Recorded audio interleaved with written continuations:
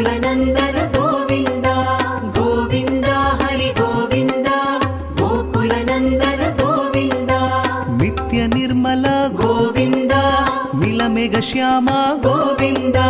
पुराण पुरुष गोविन्द पुण्डरीकाक्ष गोविन्द गोविन्द हरि गोविन्द गोकुलनन्दन गोविन्द